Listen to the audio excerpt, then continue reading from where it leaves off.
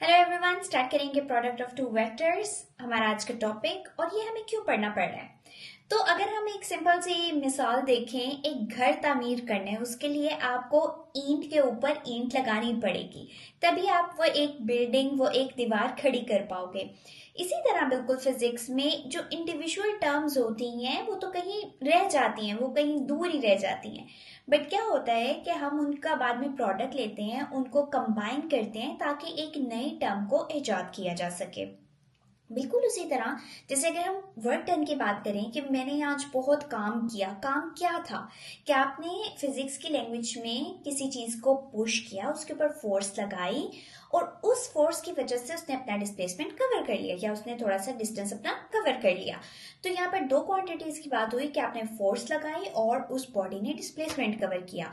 दोनों को ज्वाइन करने के बाद आपके पास एक थर्ड प्रोडक्ट आ गई कि आपने वर्क डन किया है। इसी तरह से अब हमारे पास बहुत ज्यादा क्वांटिटीज हैं और जब हम फिजिक्स में क्वांटिटीज की बात कर रहे हैं तो कुछ ऐसी हैं जिनके लिए हमें मैग्नीट्यूड भी चाहिए और डायरेक्शन भी चाहिए, यानी कि वेक्टर क्वांटिटीज। कुछ ऐसी हैं जिसके लिए हमें सिर्फ मैग्नीट्यूड चाहिए। तो अब हम ये देखना चाह रहे हैं कि दो डिफरेंट तरह की क्वांटिटीज को अगर हम ज्वाइन करते हैं तो हमारे पास आउटपुट किस तरह का आएगा। तो अपने टॉपिक को आज स्टार्ट करते हैं। अब दो तरह की क्वांटिटीज की बात कर रहे हैं, एक हमारे पास है वेक्टर और दूसरा हमारे पास है स्केलर। अब हम देखते हैं कि अगर हम वेक्टर को वेक्टर से मल्टीप्लाई करेंगे तो हमारे पास प्रोडक्ट किस तरह से आएगा। तो यहाँ पर दो केसेस बन जाते हैं डिपेंडिंग ऑन कि आपका प्रोडक्ट क्या आ रहा है। सम टाइम आप वेक्टर को वेक्टर से मल्टीप्लाई करते हो और आपका आंसर हो जाता है स्केलर प्रोडक्ट, यानी कि एक स्केलर क्वांटिटी आ जाती है।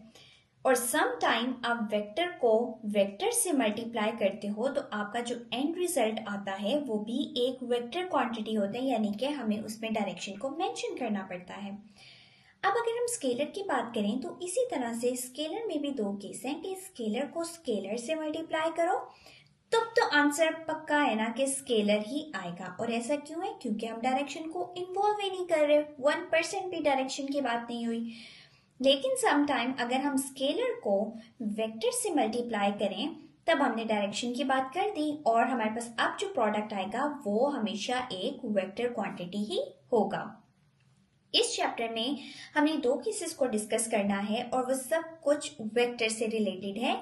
तो हमारे पास आज का टॉपिक जो है उसमें हम डिस्कस करेंगे कि अगर एक वेक्टर को दूसरे वेक्टर से मल्टीप्लाई करें और हमारे पास प्रोडक्ट एक स्केलर क्वांटिटी आए, और इसी के साथ साथ हम उसके कैरेक्टरिस्टिक्स भी देखेंगे कि डिफरेंट प्लेन में या डिफरेंट कोऑर्डिनेट सिस्टम में जब चीजें मुख्तलिफ जगहों पे पड़ी हैं और हम उनको कंबाइन कर रहे हैं तो वो किस तरह से बिहेव कर रही हैं, उनके कैरेक्टरिस्टिक्स क्या होंगे।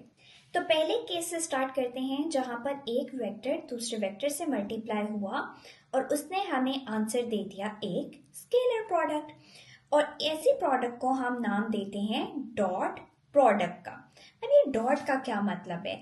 तो आपने अक्सर देखा होगा बहुत सारी जगहों पर मल्टीप्लिकेशन जब होती है तो या तो हम क्रॉस साइन यूज कर देते हैं या ये डॉट साइन यूज कर देते हैं। अक्सर आपने टेबल्स लिखते हुए भी किया होगा, 12 मल्टीप्लाई 1 इज इक्वल्स टू 12, या समटाइम आप लिख देते हो 12.1 इज इक्वल्स टू 12।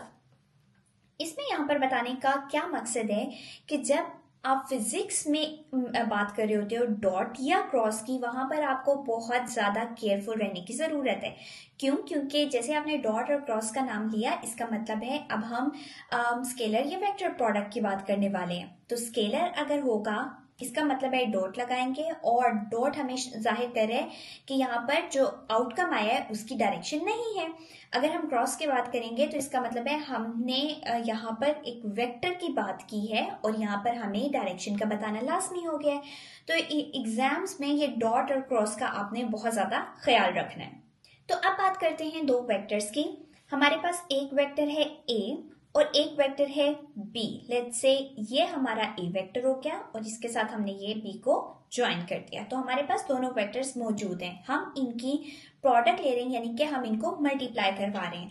तो इस टाइम पर हमने कहा कि हमारे पास जो प्रोडक्ट आई है इन दोनों की वो एक स्केलर क्वांटिटी है, तो हमने इन दोनों के दरमियान डॉट लगा दिया।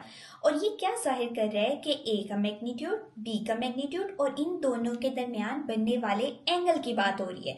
तो इसका मतलब है इस ए पार्ट का मैग्नीट्यूड के इसने कितने स्टेप कवर किए, इस बी का मैग्नीट्यूड के कितने स्टेप कवर किए, और इन दोनों के दरमियान बनने वाला एंगल जो कि डायरेक्शन के बारे में इंफॉर्मेशन प्रोवाइड कर रहा है। तो इस तरह से हमने अपने पूरे वेक्टर को एक्सप्लेन कर दिया, जो कि इस टाइम पर हमें एक स्केलर प्रोडक्ट दे रहा है। तो यहाँ पर हमारे पास ये चीज क्लियर हो गई। लेकिन एक बात आती है कि जब हम एंगल की बात कर रहे हैं कि ठीक है दोनों के दरमियान एंगल बन रहे हैं, तो हमने सिर्फ कॉस थीटा को ही क्यों लिया? हमारे पास बाकी ट्रिग्नोमेट्रिक रेशियोज भी तो हैं, हमारे पास साइन थीटा भी आता है, हमारे पास टेंजेंट थीटा भी आता है, तो हम सिर्फ कॉस को क्यों कंसीडर करें? तो इसकी रीजन ये है कि जब आप वेक्टर्स की बात कर रहे हो तो हम ये थीटा के साथ कॉस क्यों लगा रहे हैं? लेट्स से ये हमारे पास ए कंपोनेंट है और ये बी कंपोनेंट है, और ये इनके दरमियान एंगल बन रहा था थीटा। अगर हम कहते हैं कि हमारे पास जो बी का वो हिस्सा जो ए में भी इंक्लूड हो रहा है, यानी कि बी की प्रोजेक्शन ऑन वेक्टर ए, तो इस तरह से b जो है वो कंपोनेंट्स में डिवाइड हो गया, उसके रेक्टेंगुलर कंपोनेंट्स अब बन चुके हैं। एक उसका वो हिस्सा है जो x में आ रहा है, एक वो हिस्सा है जो y एक्सिस पे आ रहा है। जो x एक्सिस पर बनने वाला हिस्सा है b का, वो क्या कहलाएगा? b cos थीटा कहलाएगा। अब इस थीटा के जो ऑपोजिट साइड होती है, यानी कि हमारे पास ये जो दूसरी साइड आ रही है, वो क्या बन जाएगी? b साइन थीटा बन जाएगी। तो यहाँ पर हमारा वो हिस्सा जो सिर्फ ए की डायरेक्शन में था वो कौन सा है? Cos theta. इसी वजह से हमने कॉस थीटा को कंसीडर किया। तो अब बारी आती है कि मैं कहूँ नहीं, मुझे ए डॉट बी नहीं लिखना था, मुझे तो बी डॉट ए लिखना था। तो इस टाइम पर जो हमारा प्रोडक्ट है वो किस तरह बिहेव करेगा? तो यहाँ पर अब बात करने वाले हैं हम कैरेक्टरिस्टिक्स की, कि ठीक है प्रोडक्ट तो ले लिया, लेकिन प्रोडक्ट को अगर हम उल्टा फुल्टा करते हैं, थोड़े कंपोनेंट को इधर उधर हिलाते हैं, तो वो हमें आउटकम किस तरह से देगा? पहला कैरेक्टरिस्टिक हमारा ये है कि जैसे हमने पहले वेक्टर्स में पढ़ा था कि अगर उनको सिर्फ ऐड किया जाए, हम सिर्फ एडिशन की बात कर रहे हैं, तो हम कहते हैं कि a plus B is also equal to B plus A, यानी कि एक कम्यूटेटिव प्रॉपर्टी अप्लाई हो रही थी। 2 + 5 7 ही आंसर दे रहा है, ये 5 + 2 कर दो तब भी वो 7 आंसर देगा। अगर यही प्रॉपर्टी हम स्केलर के केस में लगाएं तो हमें एग्जैक्टली कम्यूटेटिव प्रॉपर्टी ही मिलेगी, यानी कि हम वेक्टर की जो यहाँ पे पोजीशन है या वो जिस जगह बैठे हुए हैं हम उनको आगे पीछे कर सकते हैं। तो यहाँ हमें क्या पता चल रहा है कि a dot B is equal to b dot A, commutative property apply होगी। लेकिन हमें तो समझ नहीं आई कि ये किस तरह से हुआ, हमें तो देखना पड़ेगा, हमें बताने की जरूरत है कि हम क्यों इस तरह से लिख रहे हैं। तो उसके लिए क्या करते हैं, दोबारा से a और b को ड्रॉ करते हैं। अब हम कह देते हैं कि हमने इसका ऑपोजिट लेना है, यानी कि बी ए का वो हिस्सा जो बी में फॉल कर रहा है, हमने उल्टा प्रोजेक्शन बना दिया। ठीक है, इस टाइम मैं यहाँ पे एरो इस डायरेक्शन में लगा देती हूँ ताकि क्लियर हो जाए। तो अब क्या हुआ, ए का वो हिस्सा जो बी में फॉल कर रहा था और यहाँ पर एंगल थीटा मौजूद है, तो इसका मतलब है इस टाइम पर ये कंपोनेंट जो है वो बन गया कॉस थीटा, और इसी एंगल के जो ऑपोजिट साइड है वो हमें क्या दे रही है? ए साइन थीटा। तो हमने तो बी की डायरेक्शन में प्रोजेक्शन को लेना है ना, तो वो है ए कॉस थीटा। तो यहाँ पर अगर हम देखें कि अगर आप करो ए कॉस थीटा बी या आप करो बी कॉस थीटा ए, तो अगर दोनों को लिखा जाए स्टिल हमारे पास चूंकि मैग्नीट्यूड है और हम डायरेक्शन की बात ही नहीं करें, तो ये दोनों बराबर आते हैं। इसीलिए हमने कहा कि जो स्केलर प्रोडक्ट है वो एक कम्यूटेटिव प्रॉपर्टी को होल्ड करती है। इन सारे कैरेक्टरिस्टिक्स को पढ़ने का मकसद क्या और हमें ये क्यों जरूरी है? तो यहाँ पर हम लेते हैं एक एग्जाम्पल को। इस इमेज को चेक करो। पहली इमेज ऐसी है कि ऑब्जेक्ट बिल्कुल नॉर्मल है, कोई उसमें खास चेंजेस नहीं है, एक नॉर्मल ऑब्जेक्ट पड़ा हुआ है। दूसरे ऑब्जेक्ट को अगर देखा जाए तो उसमें थोड़ी शेडिंग की गई है, उसको थोड़ा रियलिस्टिक बनाने की कोशिश की गई है। तो इसी तरह से हम आम लाइफ में हर जगह ये ग्राफिक डिजाइनिंग देख रहे होते हैं, बड़े प्यारे प्यारे शेड्स उन्होंने बनाए होते हैं। अगर गेम्स की बात करें या एनिमेटेड मूवीज की बात करें तो कहीं पर साया नजर आ रहा होता है, कहीं पे हाफ पार्ट पर जो है रोशनी पड़ी होती है। ये चीजें अगर हम आम नॉर्मल लाइफ में करना चाहें तो हम बहुत अच्छे से एडजस्ट कर सकते हैं। हम लाइटनिंग को थोड़ा सा एडजस्ट कर देंगे। अगर पेपर पेंसिल की बात की जा रही है, कलर ऐसे करेंगे कि यूं लगे शेड पड़ रहा है। लेकिन अगर आपने ये बात कंप्यूटर को समझानी है, अगर आपने ये बात बतानी है एक गेम को कि अच्छा इस टाइम पर यहाँ से तुम्हारे ऊपर रोशनी आनी चाहिए, इतने पार्ट पे तुम साया दिखाओ ताकि बड़ा एक रियलिस्टिक सा माहौल लगे, तो कंप्यूटर हमारी जुबान नहीं समझेगा, हमें उसको उसकी जुबान में बताना पड़ेगा। अब उसकी जुबान में बताने के लिए सारी कैलकुलेशन करनी पड़ेगी। तो जितने भी ये डिजाइनर्स वगैरह होते हैं उनके लिए ये टॉपिक तो इंतहाई इंपॉर्टेंट है। उन्हें बताना होता है कि दो क्वांटिटीज की हम बात कर रहे हैं, इन दो क्वांटिटीज के बेस पर हमारा रिजल्ट ये आने वाला है। तो ये बताना है मुझे कि कितनी डायरेक्शन में कितनी लाइट किस जगह पे पड़ रही है। आपको एग्जाम्पल देती हूँ इसी शेडिंग की बिहाफ पर कि हमारे पास लाइट है, लाइट की एक खास डायरेक्शन है, वो उस जगह पर पड़ रही है। लेट्स से हम इस ऑब्जेक्ट की बात कर लेते हैं, यहाँ से लाइट आ रही है, इस जगह पर पड़ रही है। ये एरिया है और एरिया भी अपना एक यूनिट वेक्टर रखता है। तो मैं दो वेक्टर की बात कर रही हूँ, एक लाइट और एक ये एरिया जिसका अपना यूनिट वेक्टर है। दोनों को मिलाने के बाद एक प्रोडक्ट आया है कि इंटेंसिटी यहाँ पर लाइट की कितनी होनी चाहिए। ठीक है, अब वो इंटेंसिटी हमारे पास एक स्केलर क्वांटिटी है, वो हमें नहीं बताती कि कितनी डायरेक्शन में होनी चाहिए। लेकिन आपने दोनों जो प्रोडक्ट्स लिए हैं, दो ऐसी क्वांटिटीज ली हैं जिनका प्रोडक्ट आपको एक स्केलर मिल रहा है लेकिन आप डायरेक्शन का बता रहे हो। तो अब मैं अपने कोड में जाके लिख सकती हूँ कि डायरेक्शन जो है लाइट की इतने पे आई, ये इतने पे पड़ा, एंड प्रोडक्ट इंटेंसिटी यहां पर मौजूद होनी चाहिए। तो आपको आइडिया हो जाएगा कि कितना इम्पोर्टेंट है ये टॉपिक। हमें आम लाइफ में तो चाहे नजर नहीं आ रहा होता, हमें पता नहीं चल रहा होता उसकी इंपॉर्टेंस, बट ये जो माइनर सी डिटेल्स हैं ये इन्हीं वेक्टर्स और इन्हीं सारी प्रोडक्ट की वजह से आती हैं। डॉट प्रोडक्ट कम्यूटेटिव प्रॉपर्टी तो होल्ड करता है, लेकिन उसके अलावा कौन कौन से इसमें कैरेक्टरिस्टिक्स हैं। तो अब हम सेकंड कैरेक्टरिस्टिक को डिस्कस करते हैं।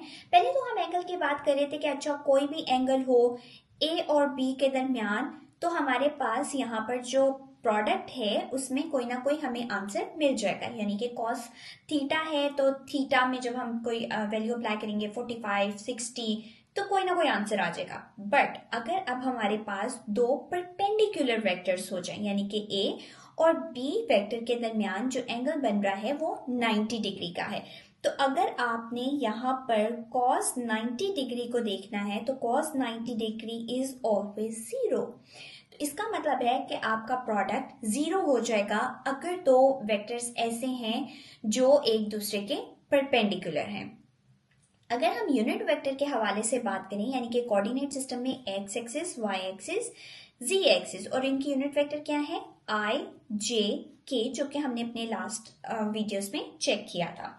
अगर हमने इनकी बेसिस पर भी बताना है तो आई और जे यानी कि दो वेक्टर्स का हम यूनिट वेक्टर निकाल रहे हैं। अगर तो इनके दरमियान एंगल 90 डिग्री बन गया तो हमारे पास इसका मतलब है ये केस अप्लाई हो रहा है कि I dot J cos 90 degree is equals to zero. लेकिन हाँ, अगर ये वाला केस होता है जहां पे एंगल कोई और बन रहा है तो हमारे पास यहाँ पर कोई ना कोई प्रोडक्ट आ सकती थी। तो इसका मतलब है कि दो यूनिट वेक्टर अगर परपेंडिकुलर हो गए आंसर जीरो हो जाएगा। लेकिन अगर हम अब कहें कि अच्छा फिर आंसर मैक्सिमम किस केस में आता है, ये तो मिनिमम हो गया ना, और इन बिटवीन हमारे पास इस सूरत में कोई भी एंगल और होगा तो आ जाएगा। तो मैक्सिमम किस पे होगा, अगर दो वेक्टर्स पैरेलल होंगे, यानी कि ए भी इस तरह से है, बी भी इस तरह से, कोई किसी भी एक डायरेक्शन में जा रहे हैं, कोई एंगल उनके दरमियान नहीं बन रहा, यानी कि इस टाइम पर एंगल जीरो है, एक दूसरे के पैरेलल वो चलते जा रहे हैं, तो क्या हो जाएगा कि ए बी कॉस 0 डिग्री, यानी कि एंगल तो बना नहीं था। तो cos 0 इज इक्वल टू 1, यानी कि आपके पास जो आंसर आएगा वो मैक्सिमम ए बी, यानी कि ए और बी वेक्टर के मैग्नीट्यूड के बराबर होगा। तो यूनिट वेक्टर के केस में क्या हो रहा है कि हम कह देते हैं दोनों वेक्टर एक दूसरे के पैरेलल हैं, और पैरेलल हैं इसका मतलब है कि वो सेम डायरेक्शन में जा रहे हैं, उनकी हर चीज सेम है। और अगर वो सेम डायरेक्शन में है तो इसका मतलब है एक्स एक्सिस में उन्होंने एक वेक्टर ने अपनी कोई डिस्टेंस कवर किया, दूसरे ने भी एक्स एक्सिस में किया, यानी कि उनके यूनिट वेक्टर क्या हो गए, बराबर। तो यूनिट वेक्टर क्या है, आई ए के केस में, यूनिट वेक्टर क्या है बी के केस में, वो भी आई। तो यहाँ पर एंगल क्या है, cos 0 डिग्री। इसका मतलब है कि अगर हमारे पास पैरेलल वेक्टर हैं तो उनके यूनिट वेक्टर बिल्कुल सेम हो जाएंगे, और उनका जब हम प्रोडक्ट लेंगे तो क्या बनेगा, आई स्क्वायर बन जाएगा। तो यहाँ पर अगर आपको लिखना हो तो आप ए डॉट बी को ए डॉट ए भी लिख सकते हो कि दोनों पैरेलल थे, दोनों बराबर हैं, तो यहाँ पर प्रोडक्ट ए स्क्वायर के बराबर हो गया। लेकिन अगर हमारे पास ऑपोजिट डायरेक्शन हो जाए उस केस में हम इसको कैसे लिखेंगे। ऑपोजिट डायरेक्शन के केस में अगर देखा जाए तो लेट्स से एक वेक्टर है ए, एक डायरेक्शन में था, उसके ऑपोजिट डायरेक्शन में है वेक्टर बी। अगर हम इनको उठा के रखना चाहें तो हमें एक्चुअली ये केस बनता नजर आ रहा है, ए एंड बी, और दोनों के दरमियान एंगल कितना हो गया, 180 डिग्रीज। अगर 180 डिग्री एंगल है तो क्या हो जाएगा, ए बी जिनका हम डॉट प्रोडक्ट ले रहे हैं, तो यानी कि ए बी कॉस थीटा, और थीटा कितना है 180 degree. Cos 180 degree is equal to -1। तो इसका मतलब है कि हमारे पास डायरेक्शन ऑपोजिट हो रही है दोनों वेक्टर्स की। हमें यहाँ पर देखते ही पता चल रहा है कि ये एक दूसरे के ऑपोजिट है, एंटी पैरेलल है। पैरेलल होते तो हमारा आंसर जो है वो मैक्सिमम होता, यानी कि एंगल 0 था। लेकिन ये एक दूसरे के एंटी पैरेलल हैं, यानी कि एक डायरेक्शन में जा रहा है, दूसरा दूसरी डायरेक्शन में जा रहा है। तो यहाँ पर हमें डायरेक्शन को बताना इंपॉर्टेंट हो जाएगा, और हमें पता चल रहा है कि एंगल ही हमें डायरेक्टली आंसर -1 प्रोवाइड कर रहा है। अब अगर इस सारे को हमने उनके रेक्टेंगुलर कंपोनेंट्स की बेस पर लिखना हो तो किस तरह लिखा जाएगा। तो ये रेक्टेंगुलर कंपोनेंट कैसे निकलते हैं, ए बी, यानी कि हमें अब ए के वो तमाम चीजें बतानी है कि कौन कौन से कोऑर्डिनेट में ए वेक्टर अपनी डायरेक्शन को हमें एक्सप्लेन कर रहा है। इसी तरह से बी वेक्टर का बताना है कि किस किस डायरेक्शन में बी का हिस्सा मौजूद है, यानी कि अगर हम यहाँ पर X Y and Z axis ले रहे हैं, लेट्स से मेरा वेक्टर जो है वो यहाँ पड़ा हुआ है, इसका कुछ हिस्सा जी में जा रहा है, कुछ एक्स में है, कुछ वाई में है। तो ये हमारे पास क्या बन रहे हैं, रेक्टेंगुलर कंपोनेंट्स बन रहे हैं। तो अगर हमें इस तरह से एक्सप्लेन करना है तो ए का वो हिस्सा जो एक्स में है, ए का वो हिस्सा जो y डायरेक्शन में है, ए का वो हिस्सा जो z डायरेक्शन में है। इसी तरह से डॉट आ जाएगा, और b को भी एग्जैक्टली हम उसी तरह से एक्सप्लेन करेंगे। सॉरी, यहाँ पर b आएगा and then b z k। हमने पढ़ा कि अगर तो दो ऐसे स्केलर प्रोडक्ट के केस में यूनिट वेक्टर सेम हो रहे हैं तो उनका आंसर 1 हो जाएगा। यहाँ पर हम दोबारा लिख लेते हैं कि अगर i डॉट i होगा तो उसका आंसर मैक्सिमम होगा, यानी कि 1 होगा। लेकिन अगर i डॉट j होगा तो उसका आंसर 0 हो जाएगा। क्यों 0 हो रहा था, क्योंकि एक दूसरे के परपेंडिकुलर बन रहे थे। इसको हमने अभी थोड़ी देर पहले डिस्कस किया। तो इसी के बेस पर अपने प्रोडक्ट को ओपन करते हैं, तो इसका मतलब है ए एक्स का वही कंपोनेंट बी एक्स से मल्टीप्लाई होगा जिसमें यूनिट वेक्टर सेम बन रहे हैं। तो क्या बन जाएगा, ए एक्स बी एक्स, बाकी सारे कंपोनेंट 0 हो गए। अगर मुझे इसी को मल्टीप्लाई करने जे कंपोनेंट से, के कंपोनेंट से, सब 0 बेस्ड ऑन हमारा एंगल कितना बन रहा है। अब इसी तरह से जे अगर y कंपोनेंट है तो वो भी सिर्फ y वालों से ही मल्टीप्लाई होगा स्केलर के केस में। अगर z है तो वो भी सिर्फ z वालों में ही मल्टीप्लाई होगा। तो ये हमारे पास क्या हो गया, a डॉट b। और इसी तरह से अगर हमें इसका एंगल निकालना है इस टाइम पे जब रेक्टेंगुलर कंपोनेंट्स मौजूद है, तो ये a डॉट b किसके बराबर था, a b, यानी कि कितना मैग्नीट्यूड आ रहा है, इक्वल्स टू cos थीटा। और किसके बराबर हो गया, ए एक्स बी एक्स प्लस ए वाई बी वाई प्लस ए जेड बी जेड। तो अगर आपको यहाँ पर कॉस थीटा फाइंड आउट करना है या थीटा फाइंड आउट करना है तो आपके पास सिंपली क्या हो जाएगा, कॉस इनवर्स, ये हमारे पास तमाम कंपोनेंट्स जो ए एक्स के बी एक्स के वो तमाम मौजूद है यहाँ पर, और ए बी यानी कि सिंपली इनका मैग्नीट्यूड। तो आप हर चीज को फाइंड आउट कर सकते हो। आप ये बता सकते हो कि एंगल कितना बन रहा है, आप ये बता सकते हो कि रेक्टेंगुलर कंपोनेंट कहाँ कहाँ पर लाई कर रहे हैं, और प्रोडक्ट